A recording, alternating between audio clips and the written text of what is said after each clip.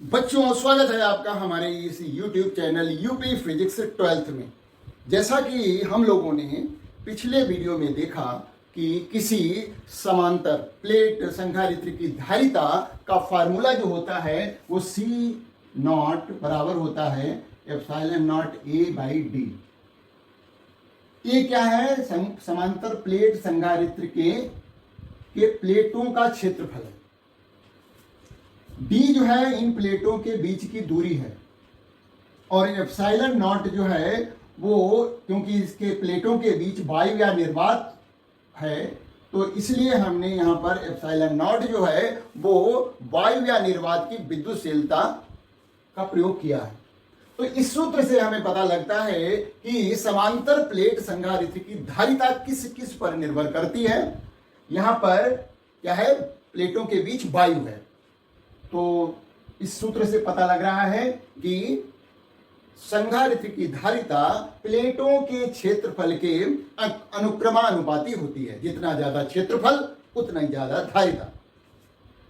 दूसरा जो है डी है। तो डी क्या है? प्लेटों के बीच की दूरी। प्लेटों के बीच की दूरी जितनी कम रखी जाएगी, क्योंकि सी व्युत्क्रमानुपाती है प्लेटों के बीच की दूरी के, तो प्लेटों के बीच की दूरी जितनी कम रखी जाएगी उतना ही संधारित्र की धारिता ज्यादा होगी। और ये तो माध्यम की विद्युतशीलता है और यहां पर माध्यम जो है वो वायु है। अब दूसरा हमने देखा है कि यदि इस वायु की जगह पर पूरे तौर से यहां पर कोई परावैद्युतांक पदार्थ भर दिया जाए तो सूत्र हमारा बन जाता है C बराबर होता है एप्सिलॉन नॉट A और D और साथ में K और आ जाता है। K क्या है? इस परावैद्युत पदार्थ का परावैद्युतांक है, यानी सीधे जो है धारिता K गुना हो गई। K इसी प्लेटों के बीच स्थित परावैद्युत पदार्थ का परावैद्युतांक है। तो इस तरह से हमें पता लगता है कि जो समांतर प्लेट संधारित्र की धारिता प्लेटों के क्षेत्रफल के अनुक्रमानुपाती, प्लेटों के बीच की दूरी के व्युत्क्रमानुपाती तथा प्लेटों के बीच स्थित माध्यम के परावैद्युतांक पर भी निर्भर करती है। अब हम आज बहुत ही इंपॉर्टेंट बात करेंगे जिसमें कि हम संधारित्र को आपस में जोड़ेंगे। तो सामान्यतया संधारित्रों को दो प्रकार से आपस में जोड़ा जा सकता है। एक होता है श्रेणी क्रम, दूसरा होता है समांतर क्रम। आज हम इन दोनों क्रमों को डिस्कस करेंगे और इससे प्राप्त सूत्र जो होता है उसकी बात करेंगे। उसके बाद हम देखेंगे कि किसी संधारित्र में जो विद्युत ऊर्जा या कहें आवेश जो एकत्र होता है वो कैसे होता है, उसका सूत्र क्या है विद्युत स्थितिज ऊर्जा का, और फिर हम संधारित्र के प्लेटों के बीच ऊर्जा घनत्व की बात करेंगे।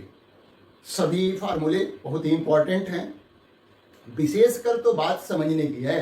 देखिए, आपको समझना है कि ये चीजें कैसे क्या हो रही हैं, रटना नहीं है, समझना है, समझ करके तैयारी करनी है। तो देखिए, पहले हम संधारित्र का संयोजन जो है का श्रेणी क्रम डिस्कस करेंगे।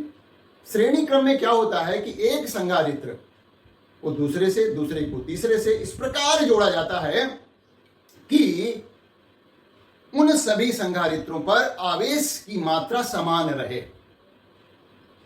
उनकी धारिता कुछ भी होगी, यदि उनको श्रेणी क्रम में जोड़ा जाएगा तो याद रखिए कि उन श्रेणी क्रम में जुड़े हुए संधारित्रों पर आवेश की मात्रा समान होगी, धारिता उनकी कुछ भी हो। हम यहां पर अलग अलग धारिता के ही संधारित्र ले रहे हैं, लेकिन फिर भी सभी संधारित्रों पर आवेश की मात्रा समान होगी। और दूसरा, उनकी प्लेटों के बीच विभवांतर जो है वो अलग अलग होगा। यानी जब भी कोई संधारित्र समांतर क्रम में श्रेणी क्रम में जोड़े जाएंगे तो उनके प्लेटों पर आवेश की मात्रा समान होगी, लेकिन प्लेटों के मध्य जो विभवांतर है वो अलग अलग होगा। मैंने चित्र बना रखा है, बेसिक शुरुआत लिख रखी है। देखिए, ये क्या है? तीन संधारित्र लिए हैं जिनकी धारिताएं C1, C2, C3 हैं। इनको इस तरह से जोड़ा गया है। C1 की एक प्लेट को C2 की पहली प्लेट से जोड़ा गया है, C2 की दूसरी प्लेट को C3 की पहली प्लेट से जोड़ा गया है, और इस तरह से C3 की दूसरी प्लेट और C1 की पहली प्लेट के मध्य हमने बैटरी को जोड़ा है जिसका विभवांतर V है।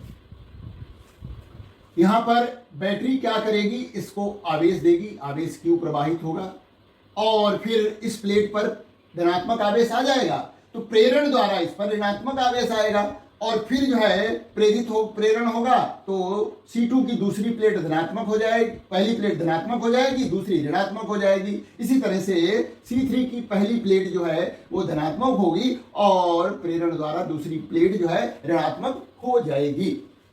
हमने यहाँ लिखा है कि वह संयोजन जिसमें प्रत्येक संधारित्र पर आवेश की मात्रा समान होती है तथा उनके प्लेटों के मध्य विभवांतर अलग अलग होता है, श्रेणी क्रम संयोजन कहलाता है। माना कोई तीन संधारित्र जिनकी धारिताएं C1, C2 तथा C3 हैं, इन्हें आपस में श्रेणी क्रम में जोड़कर चित्रानुसार बैटरी V से जोड़ा गया है। बैटरी का जो विभवांतर है वो V है। अब हम बात करेंगे फार्मूला कैसे निकालेंगे इसका, है ना। तो देखिएगा,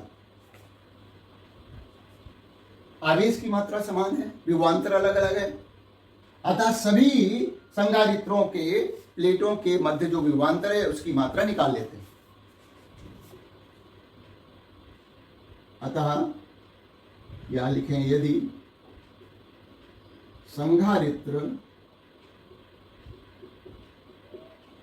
के प्लेटों के बीच विभवांतर क्रमशः V1, V2 तथा V3 हो तो Q बराबर हो जाएगा CV1, Q is equal to Q बराबर, इसके लिए दूसरे के लिए ये C1 V1 होगा, C1 V1, और इससे हम निकाल लें V1 का मान निकाल लेते हैं, है ना। तो V1 बराबर हो जाएगा Q बटे C1। इसी प्रकार V2 बराबर हो जाएगा Q बटे C2 तथा V3 बराबर हो जाएगा Q बटे C3। यानी V1 का मान इतना है, V2 मान इतना है, V3 इतना है। यदि इन तीनों संधारित्रों को किसी एक तुल्य धारिता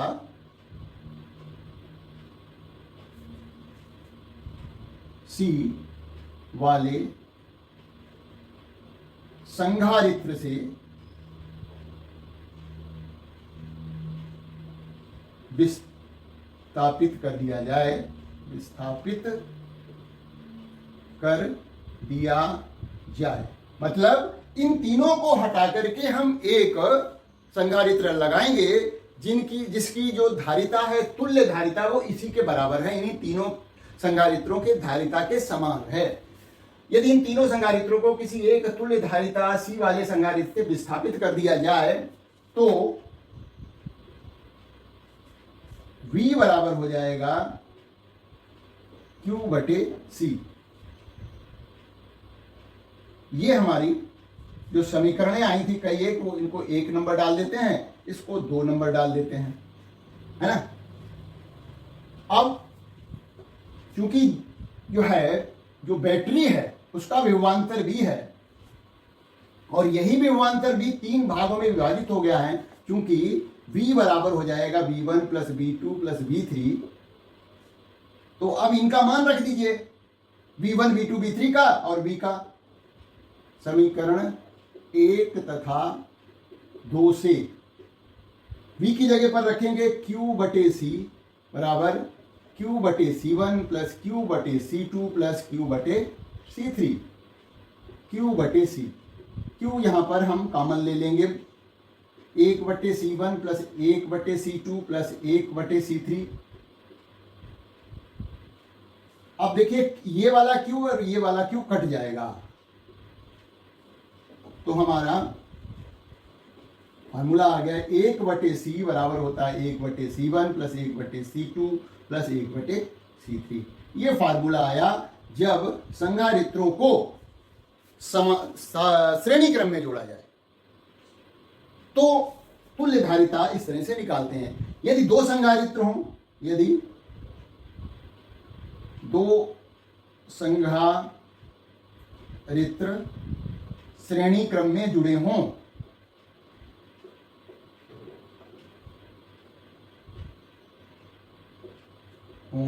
तो तो तुल्य धारा, तो इसका फार्मूला क्या हो जाएगा, 1 बटे C बराबर बना 1 बटे C1 प्लस 1 बटे C2।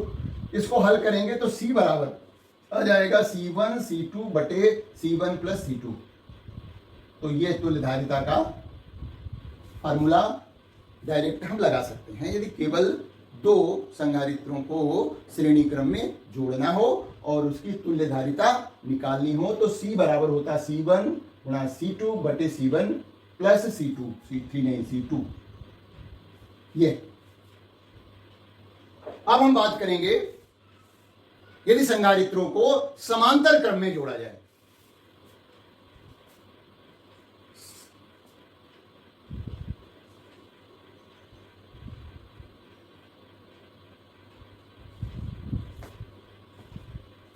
दूसरा है संधारित्रों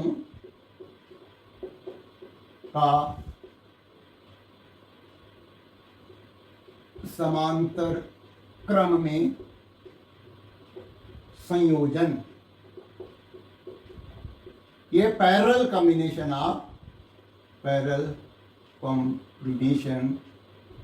ऑफ कैपेसिटर। अब यहां पर क्या होता है, चित्र तो इस तरह से बनेगा, एक कैपेसिटर जिसकी धारिता C1 है, दूसरा कैपेसिटर जिसकी धारिता C2 है और तीसरा संधारित्र जिसकी धारिता C3 है। इन सभी संधारित्रों की एक प्लेट किसी एक बिंदु से जोड़ देते हैं। इन सभी संधारित्रों की एक प्लेट मान लिया हमने X से जोड़ दिया, X बिंदु पर जोड़ दिया, और दूसरी प्लेट जो है हमने तीनों की दूसरी प्लेट जो है Y बिंदु पर जोड़ दिया, और फिर हमने इसके X Y के बीच एक बैटरी लगा दी जिसका कि विभवांतर V है। अब चित्र से दिख रहा है कि यदि बैटरी से कोई आवेश आएगा Q, तो इसका कुछ भाग इधर जाएगा, कुछ भाग इधर जाएगा और कुछ भाग तीसरे संधारित्र पे चला जाएगा। अर्थात बैटरी द्वारा दिए गए आवेश को तीन रास्ते मिलेंगे अलग अलग। समांतर क्रम में तीन रास्ते मिल रहे हैं, जबकि श्रेणी क्रम में केवल एक ही रास्ता ही एक ही था, है ना। तो यहां पर बैटरी द्वारा दिए गए आवेश तीन भागों में अलग अलग बट जाएगा। संधारित्रों की धारिता के अनुसार आवेश की मात्रा अलग अलग होगी, लेकिन समान क्या होगा, यहां पर तीनों संधारित्रों के प्लेटों के मध्य जो विभवांतर है वो बैटरी के विभवांतर के बराबर होगा। ये बहुत इंपॉर्टेंट बात है, ये न्यूमेरिकल में भी जो है हेल्प करती है और यहां पर फार्मूला निकालने में भी हेल्प करती है। श्रेणी क्रम में क्या होता था कि सभी पर आवेश की मात्रा समान होती थी, लेकिन प्लेटों के मध्य विभवांतर अलग अलग होता था। लेकिन समांतर क्रम में क्या है, हर एक संधारित्र पर आवेश की मात्रा अलग होगी, लेकिन विभवांतर सभी संधारित्र जो कि समांतर क्रम में जुड़े हुए हैं सभी संधारित्रों के प्लेटों के मध्य विभवांतर समान होगा। तो ये क्या है, वह संयोजन जिसमें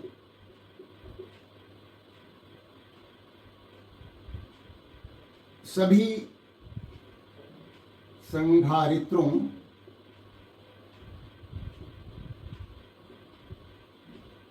की प्लेटों के मध्य विभवांतर समान होता है, परंतु प्रत्येक संधारित्र पर आवेश की मात्रा अलग अलग होती है।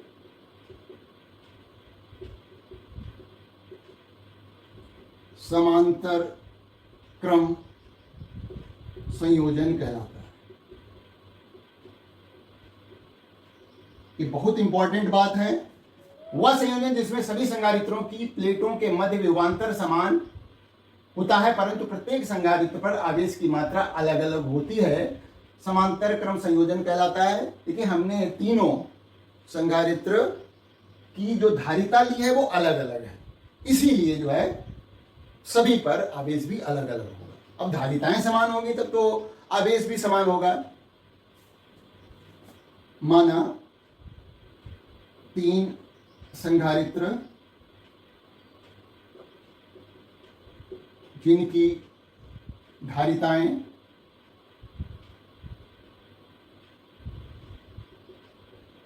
C1, C2 तथा C3 हैं, इन्हें चित्रानुसार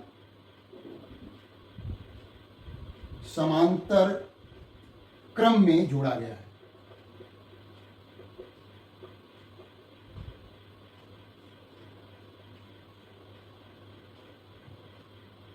प्रत्येक संधारित्र पर आवेश की मात्रा क्रमशः कितनी होगी? Q1 बराबर हो जाएगा C1V,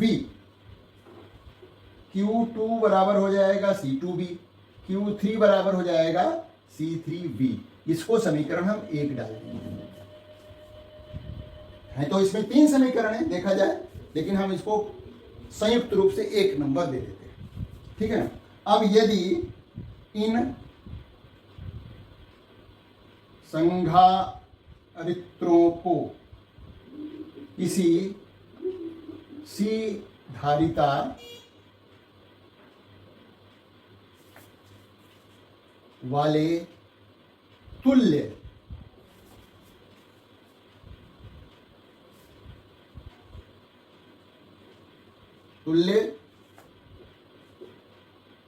संधारित्र से विस्थापित कर दिया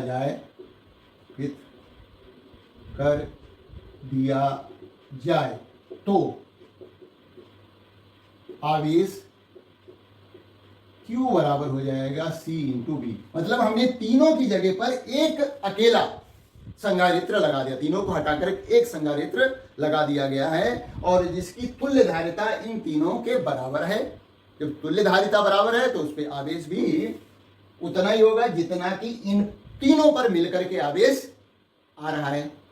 तो तीनों पर मिलकर के जो आवेश आ रहा है वो Q आ रहा है ना। ये हो गई समीकरण 2। तो बैटरी द्वारा दिया गया आवेश Q बराबर होगा Q1 plus Q2 plus Q3, अलग अलग आवेश जा रहा है। अब हम समीकरण 1 और 2 से इनका सबका मान रख देंगे। समीकरण 1 तथा 2 से Q की जगह पर लिखेंगे C इंटू बी, CV बराबर, फिर है Q1 बराबर है C1V, Q2 बराबर है C2V और Q3 बराबर है C3V। CV बराबर, यहां B कॉमन ले लेंगे तो C1 plus C2 plus C3, ये B से B कट जाएगा तो C बराबर आ जाएगा C1 plus C2 plus C3। देखिए समांतर क्रम में तुल्य धारिता का मान बढ़ जाएगा, क्योंकि सीधे सीधे आपस में धारिताएं जुड़ जा रही हैं, जबकि श्रेणी क्रम में तुल्य धारिता का मान जो है जोड़े गए किसी भी संधारित्र की धारिता से कम ही आएगा। मान लिया दो संधारित्र हैं जिनकी एक की धारिता 10 माइक्रोफैरेड है, दूसरे की 20 माइक्रोफैरेड है। यदि समांतर क्रम में जोड़ा जाएगा तो 10 + 20 30 माइक्रोफैरेड हो जाएगी, जबकि श्रेणी क्रम में जोड़ने पर तुल्य धारिता जो आएगी वो 10 माइक्रोफैरेड से भी कम आएगी। हमने दो संधारित्रों को जोड़ा है, 10 और 20 माइक्रोफैरेड वाले संधारित्र, लेकिन तुल्य धारिता जो है श्रेणी क्रम में जोड़ने पर इन से कम आएगी, मतलब 10 माइक्रोफैरेड से भी कम आएगी। तो ये हो गए सूत्र। इसके आधार पर हम न्यूमेरिकल को डिस्कस करेंगे अगले वीडियो में। आगे बढ़ते हैं। अब हम निकालते हैं कि जब किसी संधारित्र को बैटरी से जोड़ा जाता है या सेल से जोड़ा जाता है तो उसमें क्या होता है, आवेश एकत्र हो जाता है, मतलब संधारित्र आवेशित हो जाता है। अर्थात कहें संधारित्र के प्लेटों के बीच विद्युत ऊर्जा एकत्र होती है। अब ये ऐसा कैसे होता है, इसको हमें जरा समझना है, उसके बाद फार्मूला निकालना है। जैसे इसको समझ लीजिए, मैंने नोट भी कर रखा है। देखिए ये कोई संधारित्र है। अब इसकी प्लेटों को जब हमने किसी बैटरी से जोड़ दिया, इस तरह से जोड़ दिया, अब क्या होगा कि ये बैटरी जो है इस पर आवेश भेजेगी। ये मान लिया इकाई धनावेश इस पर आ गया,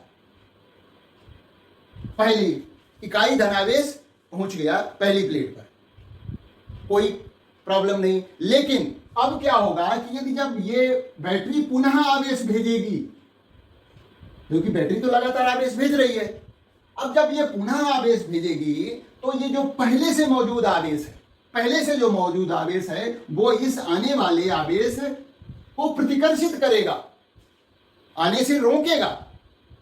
तो ये बैटरी उस प्रतिकर्षण बल के विरुद्ध कार्य करेगी और वही बैटरी द्वारा किया गया कार्य संधारित्र के प्लेटों के बीच आवेशित होने पर विद्युत ऊर्जा के रूप में एकत्र हो जाएगा। ये अलग से प्रश्न पूछा जाता है कि किसी संधारित्र में ऊर्जा किस प्रकार से एकत्र होती है, किस प्रकार से विद्युत ऊर्जा एकत्र होती है। तो यहां पर क्या है, ये जो बाह्य स्रोत है बैटरी है वो इसको आवेशित करने में कार्य करता है और वही कार्य किया गया कार्य संधारित्र में विद्युत ऊर्जा के रूप में एकत्र हो जाता है। यही बात मैंने नोट भी कर रखी है। क्या किसी संधारित्र को जैसे ही किसी बैटरी से जोड़ा जाता है तो वो आवेशित होना शुरू हो जाता है, जिससे उसके प्लेटों के बीच विभव का मान बढ़ता है। तो हमें मालूम है कि जैसे जैसे आवेश देते हैं किसी भी चालक को या संधारित्र को तो प्लेटों का विभव बढ़ता है ना। आवेश जैसे जैसे आएगा विभव बढ़ेगा, है ना। तो संधारित्र को आवेशित करने में बाह्य स्रोत को प्लेटों पर मौजूद आवेशों द्वारा लगाए गए प्रतिकर्षण बल के विरुद्ध कार्य करना पड़ता है। जैसा कि मैंने बताया कि जैसे इकाई आवेश तो आ गया, कोई प्रॉब्लम नहीं हुई, लेकिन पुनः जब हम बैटरी और आवेश भेजेगी तो ये पहले से मौजूद जो आवेश है वो इसको प्रतिकर्षित करेगा आने वाले आवेश को, जिसके कारण इस बैटरी को लगातार कार्य करना पड़ेगा उस प्रतिकर्षण बल के विरुद्ध, और वही कार्य जो है इस संधारित्र में विद्युत ऊर्जा के रूप में एकत्र हो जाएगा। वही लिखा हुआ है। तो संधारित्र को आवेशित करने में बाह्य स्रोत बैटरी को प्लेटों पर मौजूद आवेशों द्वारा लगाए गए प्रतिकर्षण बल के विरुद्ध कार्य करना पड़ता है। यही कार्य संधारित्र में विद्युत ऊर्जा के रूप में एकत्र हो जाता है। अब सूत्र कैसे निकालेंगे? ये 3 सूत्र हैं। इसको देखिए, माना किसी क्षण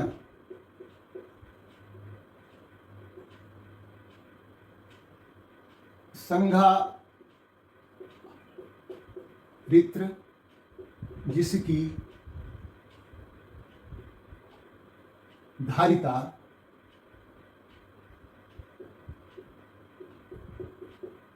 C है,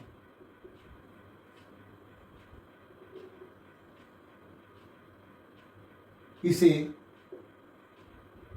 क्या कहें, माना किसी क्षण संधारित्र जिसकी धारिता C है इसको आवेश Q देने पर प्लेटों के मध्य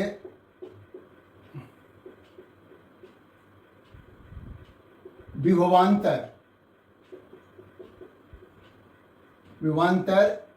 V डैश हो जाता है। अतः V डैश बराबर क्या हो जाएगा, Q बटे C, समीकरण 1। अब यदि बैटरी अति सूक्ष्म आवेश dq संधारित्र पर भेजती है तो किया गया कार्य dw बराबर होता है v डैश इंटू dq। हमें मालूम है कि विभवांतर की परिभाषा से v बराबर होता है w बटे q। तो w बराबर क्या होगा, b गुणा q। तो इसी फार्मूले का उपयोग किया गया है। अब यहां पर dw बराबर हो गया, v डैश का मान रख दीजिए q बटे c dq। ये हमने लिखा समीकरण 1 से, ऐसा हमने कर दिया, v डैश का मान रख दिया। यदि संधारित्र को आवेश 0 से Q, कैपिटल Q आवेश दिया जाए तो किया गया कार्य कौन कर रहा है, कार्य बैटरी कर रही है ना।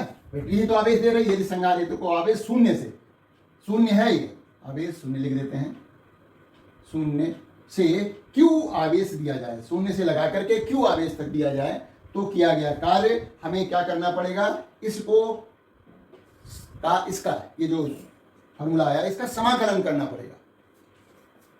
तो dq समाकलन का चिन्ह इधर भी करिए, q बटे c dq।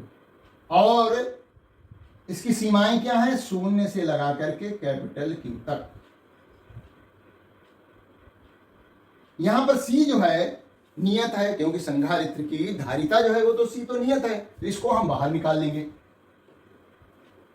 देखिए इसका समाकलन करेंगे तो dw हो जाएगा और c को बाहर निकाल लिया हमने, तो हमारे पास 0 से q और q dq हो गया।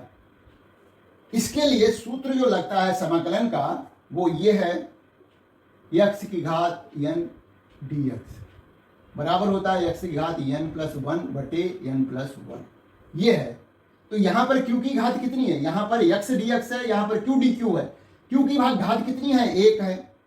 तो q dq का समाकलन करेंगे तो हमें मिलेगा q की घात 1 प्लस 1, 1 प्लस 1 बटे 1 प्लस 1, मतलब q स्क्वायर बटे 2 हो जाएगा यहां पर। तो w बराबर हो जाएगा 1 बटे c। समाकलन करने से हमें प्राप्त होगा, देखिए जो हमने ये समझाया यहाँ पर है ना, q dq को इस सूत्र के अनुसार हम समाकलित करेंगे तो ऊपर आएगा q स्क्वायर, नीचे आएगा 2, और सीमाएं हमारी हैं 0 से कैपिटल Q। अब 2 को बाहर निकाल सकते हैं, 1 बटे 2c हो गया। अब Q की जगह पर, Q स्क्वायर की जगह पर स्मॉल q स्क्वायर की जगह कैपिटल Q स्क्वायर लिख दिया, माइनस 0 लिख दिया ये। तो W बराबर हो गया Q स्क्वायर बटे 2c।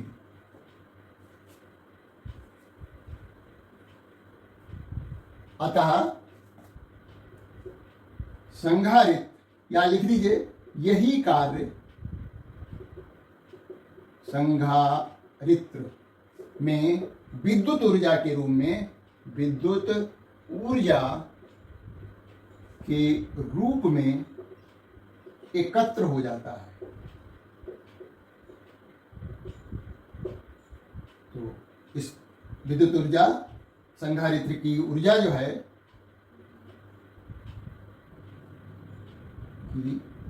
स्थितिज ऊर्जा U बराबर हो गई Q²/2C। ये एक फार्मूला ये हो गया। अब इसी की सहायता से और दो फार्मूले हम निकालेंगे। Q बराबर होता है, देखिए इसके आगे यहां तक तो निकल गया, परीक्षा में आता तो यहीं छोड़ देना है, फिर आगे नहीं करना है, क्योंकि Q बराबर होता है CV के, इसलिए U बराबर हो जाएगा, इसकी जगह पर CV लिख देंगे, CV का वर्ग बटे 2C, तो ये हो जाएगा C²B²/2C, एक C कट जाएगा, तो U बराबर हो जाएगा 1/2 CV²। ये दूसरा फार्मूला हो गया, है ना। तीसरा C का मान रख दीजिए यहां पर, क्योंकि C बराबर होता है Q/V, इसलिए U बराबर हो गया 1/2 Q/V × V²। C की जगह पर हमने Q/V लिख दिया, तो यहां पर देखिए ये B से V² कट जाएगा और हमें तीसरा सूत्र मिल जाएगा, वो U बराबर हो जाएगा 1/2 Q × V। तो इस तरह से हमने तीनों फार्मूले प्राप्त कर लिए हैं।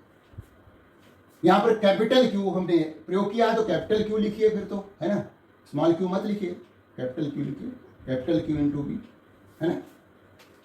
तो U बराबर हो जाएगा 1/2 Q × V।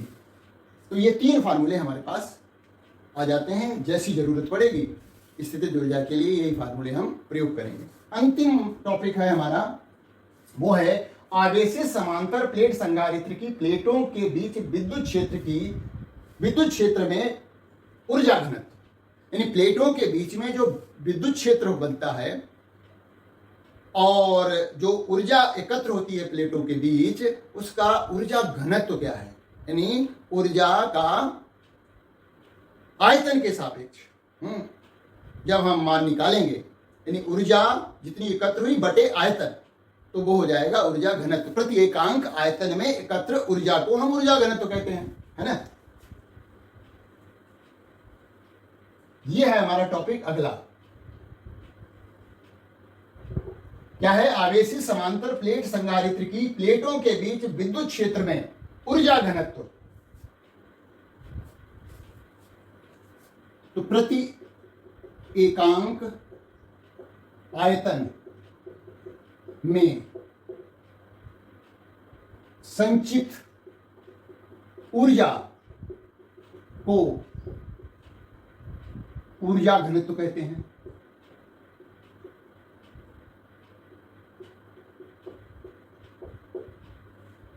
क्योंकि हम जानते हैं कि U बराबर होता है 1/2 CV का वर्ग, ठीक है। इस सूत्र को से स्टार्ट करेंगे। C का मान रखेंगे 1/2 epsilon not A/D × V²। C का मान रख दिया हमने यहां पर। धारिता का सूत्र समांतर प्लेट संधारित्र के लिए ही है ये, क्योंकि हम आवेशित समांतर प्लेट संधारित्र की प्लेटों के बीच विद्युत क्षेत्र में ऊर्जा घनत्व निकाल रहे हैं। तो समांतर प्लेट संधारित्र की हमने धारिता का सूत्र लिख दिया। क्योंकि E बराबर होता है B/D, तो B बराबर हो जाएगा E × D। तो अब B की जगह पर हम ED लिखेंगे, तो U बराबर हो जाएगा 1/2 एप्सिलॉन नॉट A/D, और यहां पर लिख देंगे ED का वर्ग। इसको हल करेंगे, 1/2 एप्सिलॉन नॉट A/D × E²D², है ना। तो देखिए यहां पर B से D कट जाएगा, एक D कट जाएगा, A और D को धर ले जाएंगे एक तरफ। U बराबर हो जाएगा 1/2 एप्सिलॉन नॉट, है ना, E² अलग कर लेंगे, है ना, और A × D को यहां पर लिख देंगे। A × D क्या है, क्षेत्रफल गुणा प्लेटों के बीच की दूरी। क्षेत्रफल प्लेटों का जो क्षेत्रफल है और इन प्लेटों के बीच की दूरी, क्षेत्रफल गुणा दूरी, ये क्या बनेगा, आयतन बन जाएगा। ये ए गुणा डी क्या है, आयतन है। ये तो ये हो गया हमारा आयतन ई, क्षेत्रफल गुणा दूरी। भाई प्लेटें तो ऐसी हैं ना, असल में इस तरह से ये है प्लेटें और ये बीच की दूरी है। तो ये जो क्षेत्रफल ए है, क्षेत्रफल गुणा दूरी से जब गुणा करेंगे क्षेत्रफल को तो हमें आयतन मिल जाएगा। तो हमारा यू का मान आया 1/2 एप्सिलॉन नॉट ई स्क्वायर गुणा आयतन। अब आयतन को इधर ले जाइए तो u बटे आयतन बराबर होगा 1/2 इतना। तो यही ऊर्जा घनत्व है। अतः समांतर प्लेट संधारित्र की प्लेटों के मध्य ऊर्जा घनत्व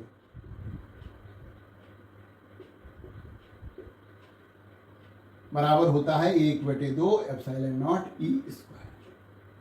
ये फार्मूला है ऊर्जा घनत्व का, प्लेटों के समांतर प्लेट संधारित्र के प्लेटों के मध्य ऊर्जा घनत्व का फार्मूला ये होता है। इसके बारे में भी परीक्षा में पूछा जाता है। तो बहुत ही सिंपल डेरिवेशन फार्मूले थे आज, और जो कि बहुत इंपॉर्टेंट भी है। न्यूमेरिकल लगाने के लिए इनकी बहुत ज़रूरत पड़ेगी। जब भी हम कोई वीडियो अपलोड करते हैं तो उसका डिस्क्रिप्शन बहुत कुछ हम साथ में लिख देते हैं, तो वहाँ से भी आप लोग पढ़ सकते हैं। बस वीडियो को पूरा देखिए, समझने की कोशिश करिए, तभी फायदा मिलेगा। खाली वीडियो को खोल करके आगे बढ़ जाने से कोई फायदा नहीं मिलेगा, क्योंकि कुछ जो है बातें हमारे वीडियो से समझिए, कुछ और जगह से भी समझ सकते हैं। तो सब मिला करके यदि आपको तैयारी करनी है तो वीडियो देख सकते हैं पूरा, तभी जो है आपको पूरा बेनिफिट मिलने वाला है। तो वीडियो को दोस्तों में शेयर करिए। Thank you for watching this video.